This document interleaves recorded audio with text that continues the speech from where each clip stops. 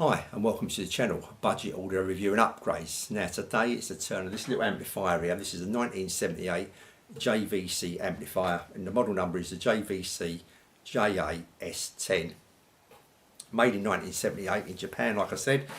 20 watts a channel into 8 ohms. I don't know if you can probably see it here clearly, so what I'm going to do is show you a picture of the front. I've kind of put a screwdriver underneath and wedged up, so hopefully you can see it a little bit clearer. But obviously there's plenty of pictures on the internet, etc. But if we just go along the front, you've got the power switch, which just flicks up to turn it on. Headphone socket. You've got your level indicator here.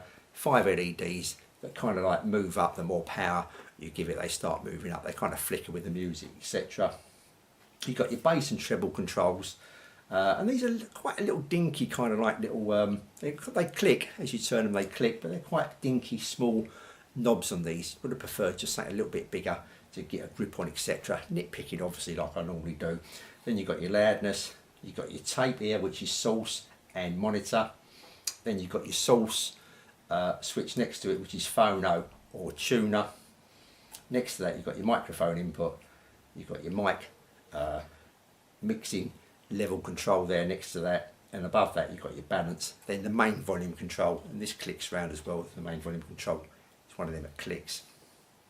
Quick look round the rear, and as you can see round the rear we've got your ground, you've got your phono input for your record player, etc.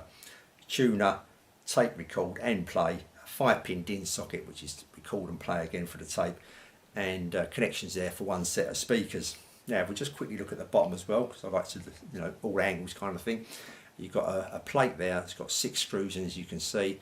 Remove the screws, the plate comes off, and you can pretty much get to every part of the circuit board nearly from that bottom plate being removed. Come to the top here, quickly show you the top. 4 screws in the top, undo them, and this top slides off. It kind of like, you know, you can't just lift it off, it kind of slides on. It's got a groove and it slides off, as you can see, and then you can see the gubbins inside of the unit. Right, so I suppose it depends how you're going to have this set up. You may want to get rid of these side handles. Like I say, they do screw off. I showed you the picture there, we can unscrew them. You know, it's everyone's kind of taste. I don't know if I like them on there or not, to be honest with you. Makes it look a little bit like a rack unit, I think. But if you're stacking a CD on top or underneath, or something like your record, but I don't think a record player is going to, you know, fit on top of here. You're going to have that separate over the side because it's quite a narrow unit. It's probably only about 10 inches, if that, in depth. So it's quite a narrow unit compared with some amplifiers. So you may not be sticking anything on top as it's going to overhang kind of thing. That's another thing with this, it's a little bit on the narrow side. Like I say, it's only got the 3 inputs. You've got the phono, you've got a tape that you could probably like plug a CD into, or a tuner you could plug a CD into, and maybe a tuner into the tuner input. So it's a little bit lacking, but most people's probably only got a CD player, a tuner or a CD player and a record player, so you're going to be fine with this. So yeah, you may have your CD player underneath and this on top or something like that, and you may want to take these handles off. They may just protrude just a little bit further than you want them to. Right, onto the sound then. Normal kind of setup. I set this up on my little table now. Speakers on the stand. Bring a few sets of speakers. I think I built about 4 sets of speakers down in the end to try it out with. Listen to quite a few genres of music, etc. Like I say, I've been listening to quite a bit of jazz recently as well. Now this unit, it's quite a nice sounding unit, and it don't go for a lot of money here in the UK, probably about £40 on eBay, somewhere around there, which isn't really a lot of money. And this is quite, you know, quite surprised with this. This is quite a nice sounding unit. Now, I started off with my little bookshelf speakers, my Diamond 3s and my Celestions 3s, I think, as well. And I found that the Diamond 3s there, these are a speaker, these sound quite a nice sounding speaker. But they're just a little bit lacking in the bass department, just a tad, so you want an amplifier that's got a bit of oomph in the bass department to drive them. This is just a little bit on the shy side in the bass department, you know what I mean? Just, you know, just wanted to go down a bit more oomph to the bass, just a tad. It's not a vast amount at all, but showed up in the Diamond 3s. Didn't show up nowhere near as much as it did in the Diamond 3s with me TI-35, Morton Short TI-35s and the Wolfdale 505s. It didn't show up at all much with them speakers as it did with the Diamond.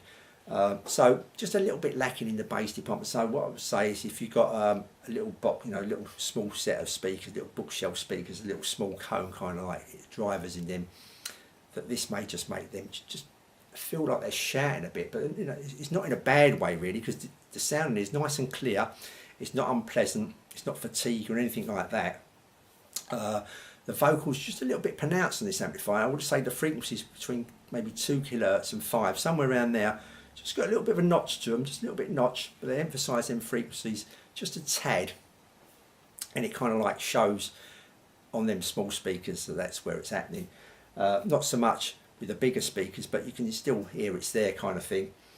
Not in a bad way at all, because if you're the kind of person that like vocals, it's really going to suit, you know, this amplifier is really going to suit you in that department.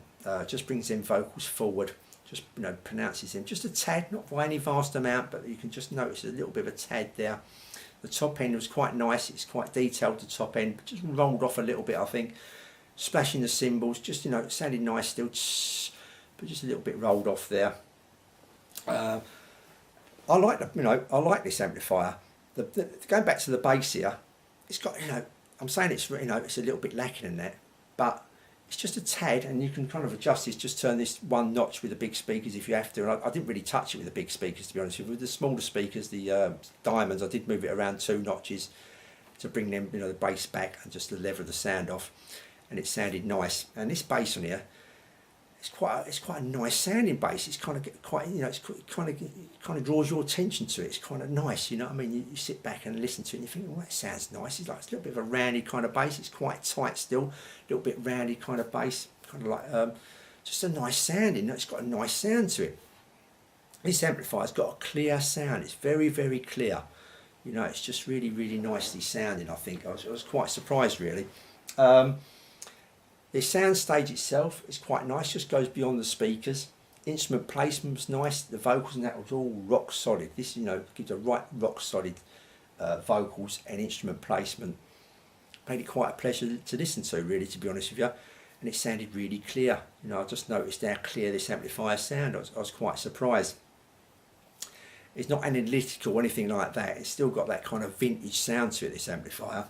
But it's nice sounding. It's a really nice sounding. The sax, the piano, the bass guitar, the normal guitar, all that sounded really nice. You know what I mean? I really enjoyed myself listening to it. I could just sit back and not worry too much and listen to this amplifier and really enjoy the sound. So what I would say, you know, this is probably just a little bit under the radar, this amplifier. You know what I mean? You're going to pick this up, like say, for here in the UK for about 40 quid or something like that.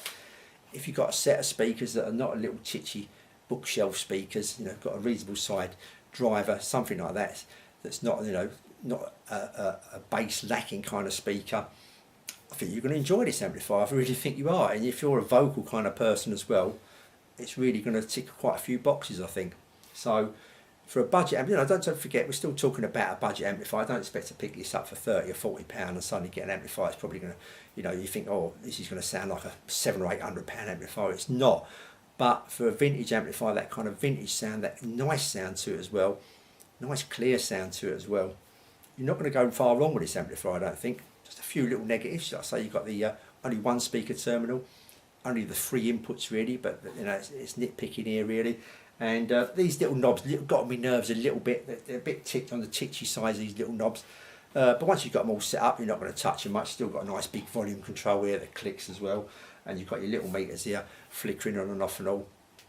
So all in all, like I say, I was quite surprised with this amplifier. So, you know, if you're looking maybe to get this one, I definitely recommend it. You know, I don't think you're going to do far wrong in getting this. I'll just go back once again, just make sure that if you've got a little set of speakers, that they're quite, you know, a bit on the bassy side, they're not bass lacking.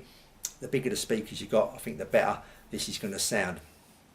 So that's it really. That's my kind of sum up of this JVC little amplifier from 1978, which was a little bit of a surprise package really. Wasn't really expecting that from this. I looked at it and I thought, this is going to be pretty mediocre kind of thing, and it proved me wrong. So you know, I'm pretty pleased about that. Okay, until the next video, I'll say thanks for watching and I'll see you all soon.